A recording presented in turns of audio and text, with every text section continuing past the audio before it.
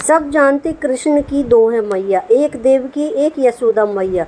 कलयुग में भी भई एक कर्मा मैया। श्री कृष्ण ने मैया कहकर जिनके हाथों खाई है खिचड़ी और मैया कहकर बुलाया है। माँ कर्मा के कर्म थे ऐसे कि तेली साहू समाज की कुल दीपक है कहलाई, जिसकी रोशनी में आज हमारा समाज इस जग में जगमगा रहा है। और उनके जन्मदिन को जयंती के रूप में हर्षोल्लास से मनाकर अपने आप को गौरवान्वित में समझते हैं और सबकी आंखों का तारा है कहलाती हैं। लगभग 1000 वर्ष पूर्व बेतवा नदी के किनारे झांसी जिले के एक तेल व्यापारी श्री राम सहाय, जो प्रतिष्ठित व्यापारी थे, उदार समाज सुधारक, दयालु एवं परोपकारी व्यक्ति थे। उनके यहाँ चैत्र माह के कृष्ण पक्ष की पाप मोचनी एकादशी संवत 73 के शुभ नक्षत्र में एक कन्या का जन्म हुआ। कन्या की जन्म पत्री बनवाई गई जो बहुत ही शुभ थी। पुत्री का नाम कर्मा रखा गया। कर्मा को बचपन से ही धार्मिक कहानियाँ सुनने की और श्री कृष्ण की मूर्ति के सामने गाना गाने की और पूजा करने की रुचि थी। यह भक्ति भाव देखकर सब लोग प्रसन्न होते थे। माँ कर्मा का विवाह राजस्थान के नरवर गांव में हुआ। दोनों पति पत्नी में बहुत प्रेम था, पर माँ कर्मा जहाँ श्री कृष्ण जी की अधिक पूजा किया करती थी, वहीं उनके पति को भगवान में अधिक रुचि नहीं थी। कर्मा की भक्ति को देखकर वह भी भजन करने लगे और उन्हें संतान सुख की प्राप्ति हुई। इन सभी कारणों से ससुराल में भी उनका यशगान तेजी से फैल गया। वह सामाजिक कार्य भी बहुत करती थी, परंतु कुछ नास्तिक लोग यह सहन नहीं कर पाए।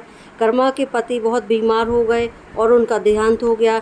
इस कारण वह मंदिर में जाकर रोने लगीं और भगवान को कोसने लगीं।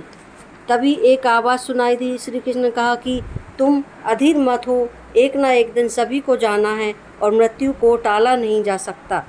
पति के स्वर्गवास होने के 3 माह बाद माँ कर्मा को पुत्र रत्न की प्राप्ति हुई।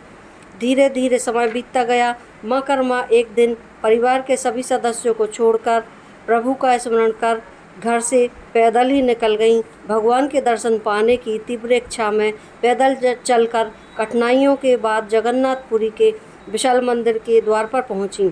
वहां पर पंडितों के द्वार उनको मंदिर में प्रवेश नहीं होने दिया। माँ कर्मा के बहुत विनय के बाद भी उनको दर्शन नहीं हुए और धक्के मारकर भगा दिया गया। वह गिर पड़ी। जब होश आया तो वह समुद्र किनारे दुखी होकर बैठ गईं। भगवान का ध्यान करने लगीं और कहा, हे कृष्ण, क्या आप केवल मंदिर में ही वास करते हैं? इतने में उनके कानों में ध्वनि सुनाई दी कि नहीं, मैं वास सब जगह करता हूँ। सच्चे हृदय से जो मुझे पुकारते हैं मैं वहीं रहता हूँ। उनकी आंखें खुली तो उन्होंने श्री कृष्ण भगवान को बाल रूप में माँ पुकारते हुए अपने पास पाया। तब उन्होंने अपनी पोटली निकाली और खिचड़ी निकाल कर खिलाई। उन्होंने तोतली भाषा में कहा, अम्मा, अब मैं रोज़ आपसे खिचड़ी खाने आया करूँगा। माता कर्मा की खिचड़ी का प्रसाद वहाँ पर उपस्थित सभी लोगों को बांटा गया और उनकी खिचड़ी खत्म नहीं हुई। वहीं कुटिया बनाकर रहने लगीं और भगवान श्री कृष्ण को खिचड़ी और मालपुए बनाकर रखती। भगवान श्री कृष्ण मंदिर से बाहर आकर उनकी खिचड़ी खाने लगे।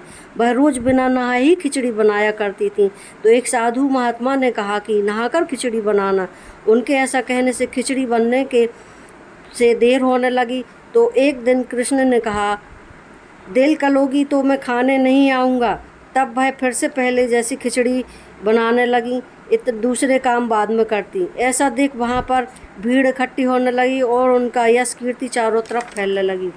भक्त कर्मा माँ जब तक जीवित रहीं अपने ही हाथों से खिचड़ी बनाकर भगवान को खिलाती रहीं। आज भी जगन्नाथपुरी के मंदिर में भगवान श्री कृष्ण जगन्नाथ जी को सर्वप्रथम भोग माँ कर्मा देवी की खिचड़ी एवं मालपुए का लगता है। इसलिए यह कहावत प्रसिद्ध है, जगन्नाथ का भात जगत पसारे हाथ। तभी से भक्त माँ कर्मा शिरोमणि, माँ कर्मा साहू समाज की आराध्य देवी माने जाने लगीं। उन्होंने समाज के उत्थान के लिए अनेक कार्य किए।